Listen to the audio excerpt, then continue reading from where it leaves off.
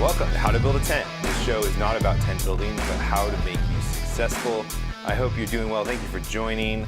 I don't know about you, but I am absolutely exhausted. I am sure you've had some of those seasons or those weeks or days where it just feels like everything's been taken out of you, and that's definitely one for me. One of the reasons why is we are moving across the country, across the world. It feels like it's more than across the country because we're in Hawaii and we're moving to Florida.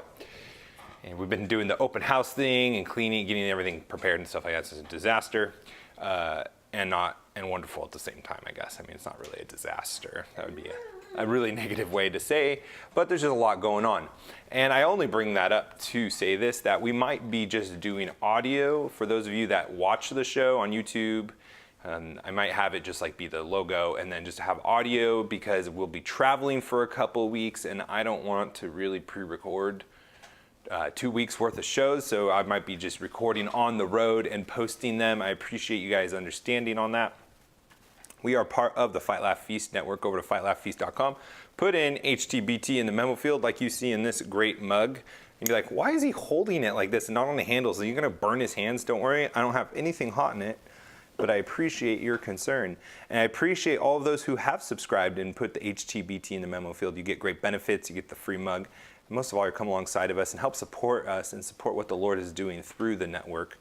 Really appreciate that. Our website is almost up, the How to Build a Tent website.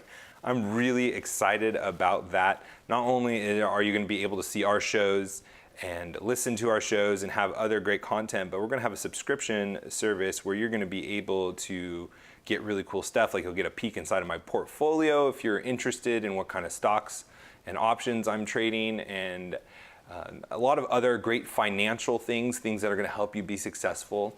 And I'm really looking forward to that. So stay tuned for those announcements coming up. Another great announcement that has happened lately is that the economy is actually doing really well. And we're going to watch a video about that with 4 different people talking about the economy and the report that just came out, specifically how unemployment has dropped.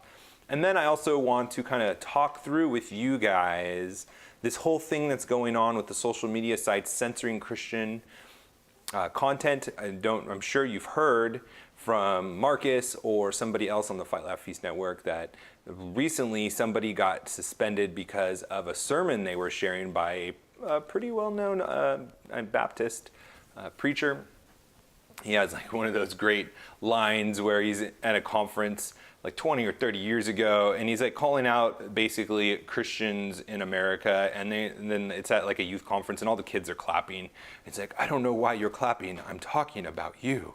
And everyone's like, oh, awkward. Anyways, that was a really good sermon. So I want to talk about that today because I think there is a lot of just kind of flippant, like, oh, we should just do these things. And it's not really thought through. So I want to help develop that with you guys and get your thoughts, feedback. If you want to reach out to me, you can find me on social media sites, How to Build a Tent. I'm on YouTube as well. You can email me, matt@howtobuildatent.com. And I would really appreciate, even if you are just listening on the podcast, if you look down on that bottom right, there's those 3 little dots. You can click that and then share this podcast. I'd really appreciate you doing that on social media sites or text it to a friend. Say, hey, check this out. This might be an interesting show for you. That really helps us grow. This keeps the word getting out to more and more people around the world. It's such a blessing.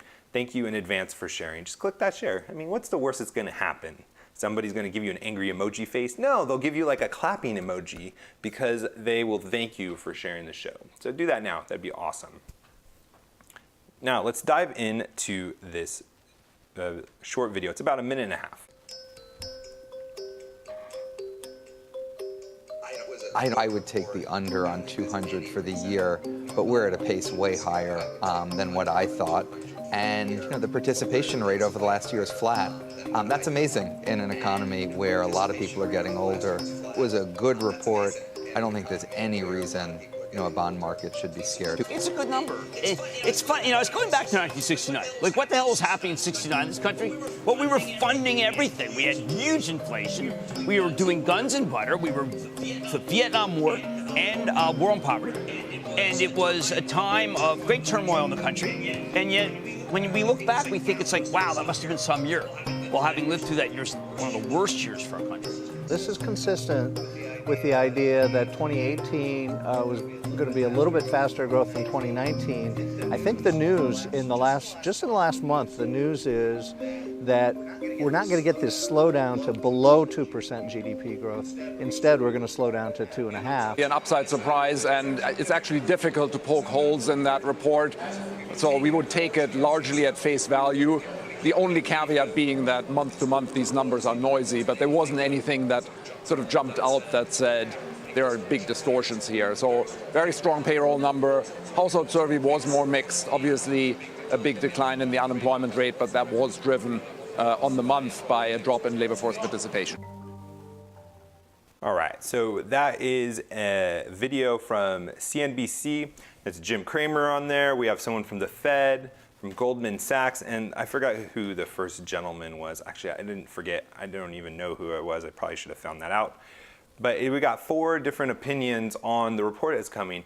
And the takeaway for me is that the negativity that people were thinking about where we would be right now is not coming true, that we're actually outperforming forecasts and expectations.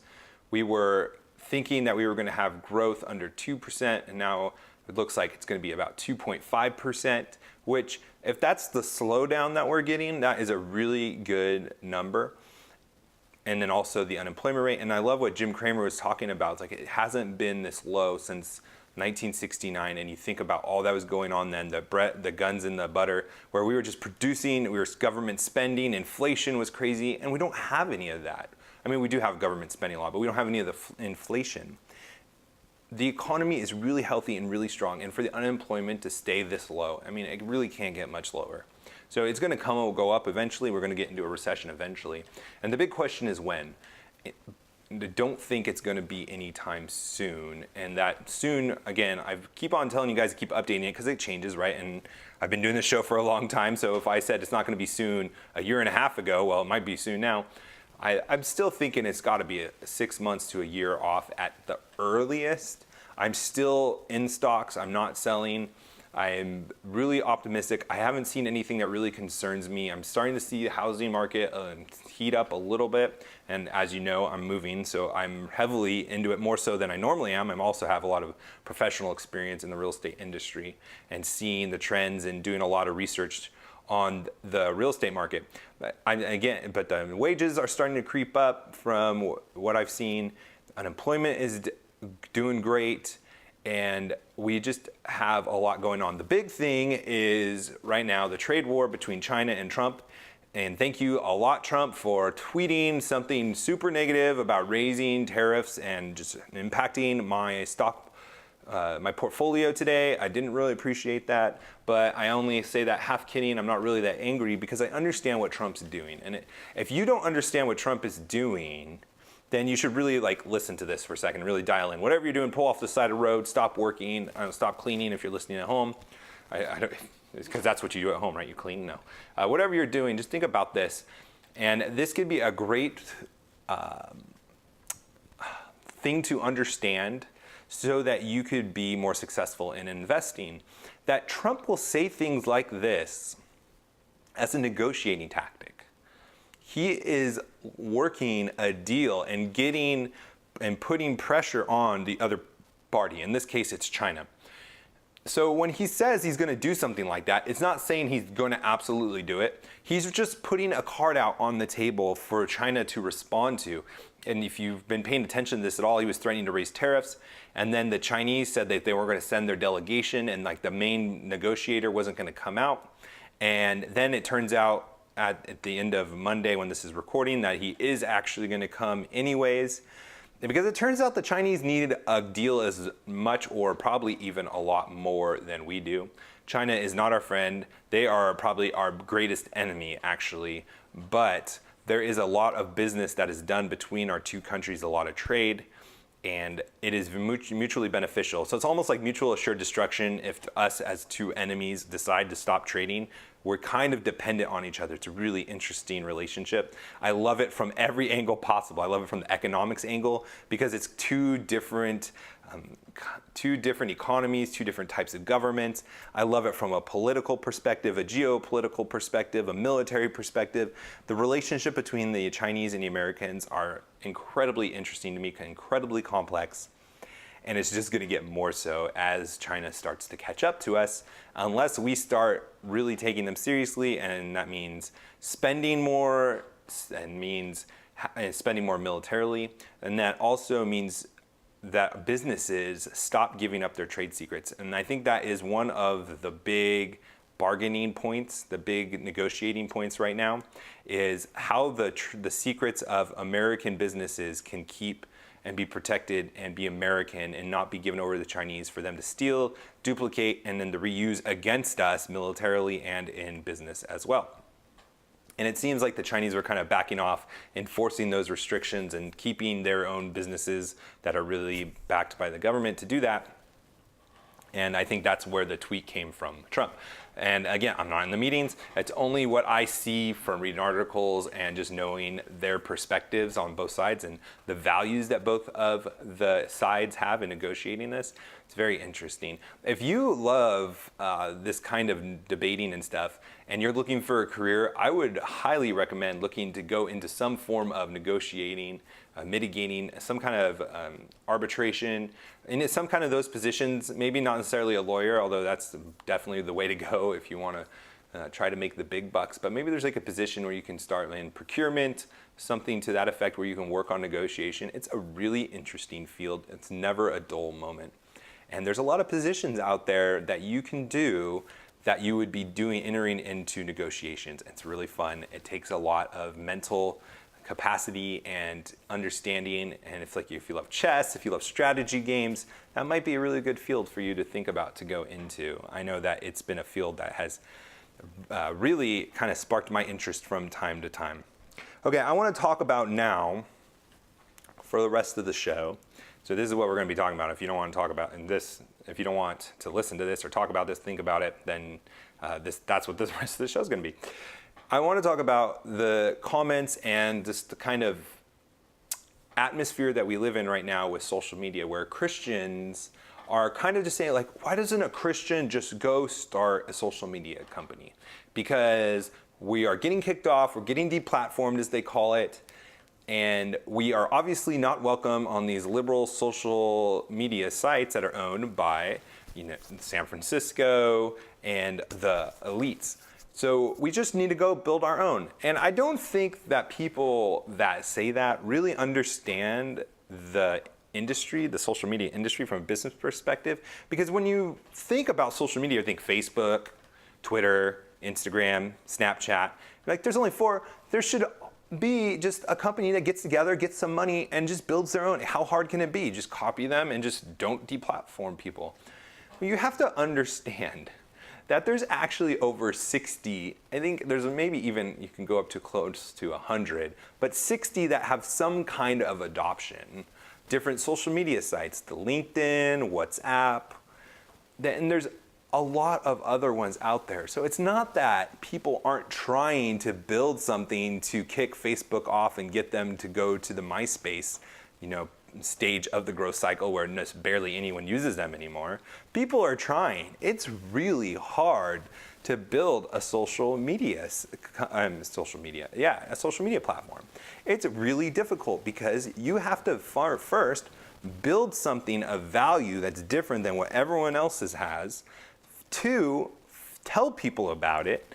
And 3, convince them that it is better on your platform with less participants, with less adoption than the bigger companies that have tons of adoption. Now, that might become easier and easier as people have no choice because they're kicked off.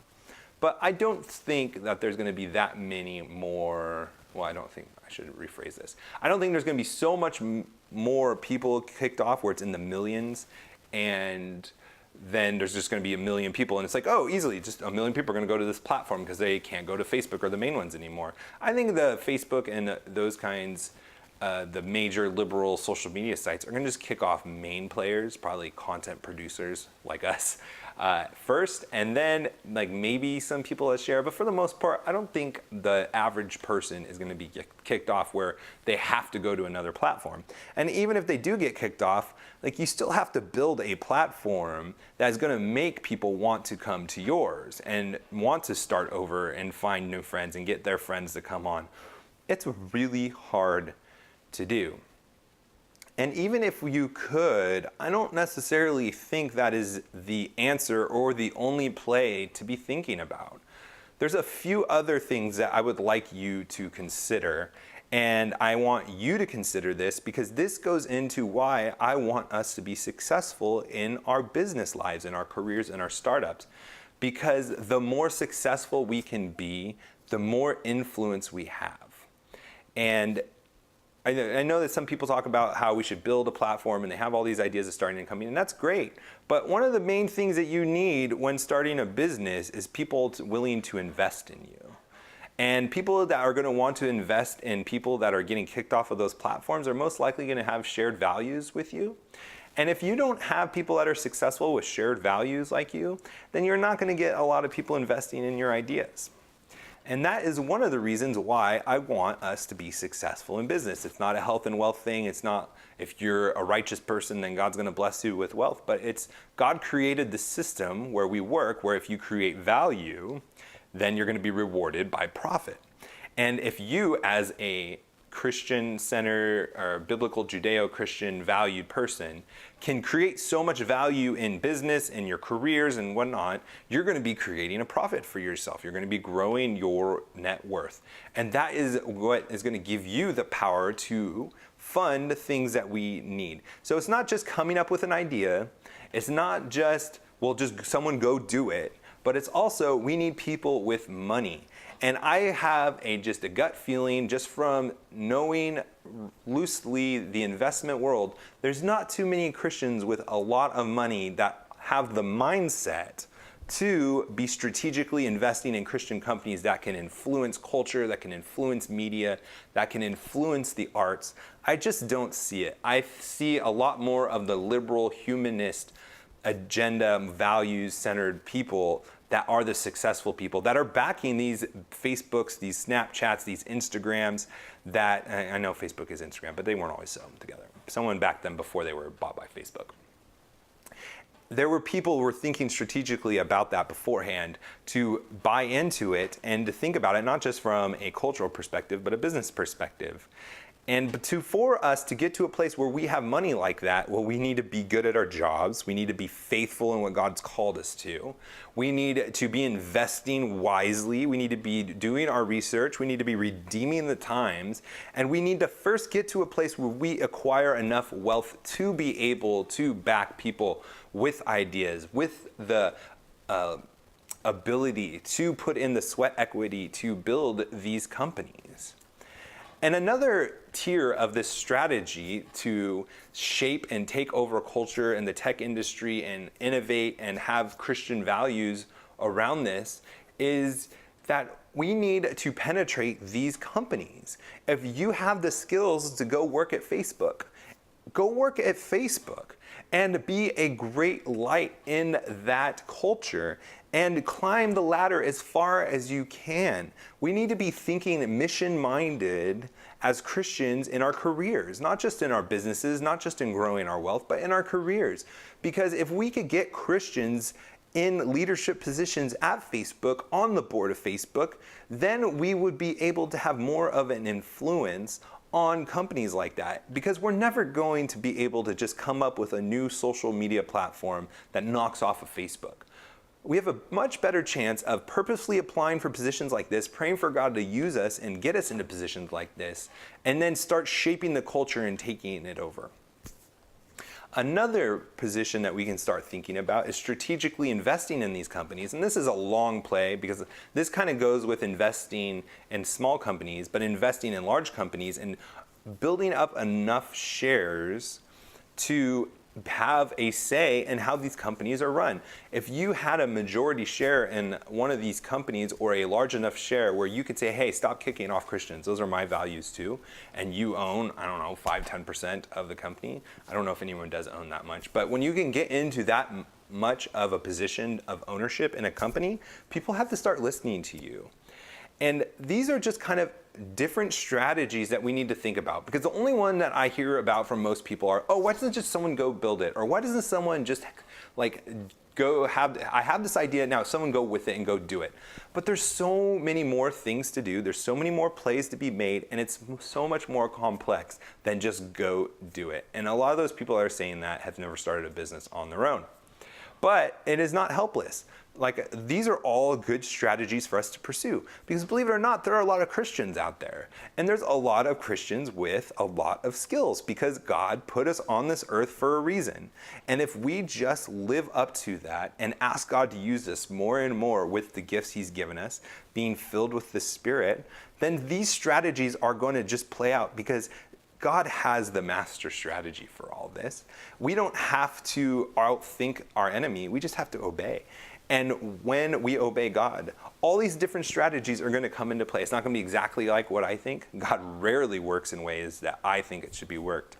But we need to just stop saying, somebody go do this. Someone go build this platform. For one, it's hard. For two, it takes more than just an idea and someone doing it. Three, a bunch of other people are already doing this. And four, what are you doing? What are you doing to help win this fight? What are you doing in this fight? Now you may say, I don't have money. Well, what can you do to get money? And you might be saying, I'm not an entrepreneur. Well, then what are you doing at work? What are you doing in your career? Are you in a position that's going to affect culture? How could you get into a position where you could work for a social media company? Or could you work in another avenue that's going to impact culture for the kingdom?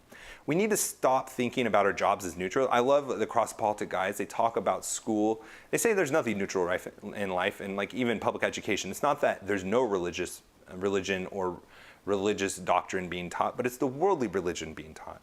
So too in business. Either you have a Christian company or you don't. Either you are working for the kingdom or you're not. So what are you doing for the kingdom today? If you have any questions about that, any thoughts, any pushback, any advice that you need, I'd love to give it to you. I'd love to hear from you. Reach out to me, Matt at howtobuilda10.com. Find me at howtobuilda10 on the social media sites. Please share this show. Do it on, if you're listening to it on the podcast, those three little dots on the bottom right, click that and then click share. I'd love for you guys to do that. Really appreciate it. And we will keep growing with your support. Now, let's go out and be successful.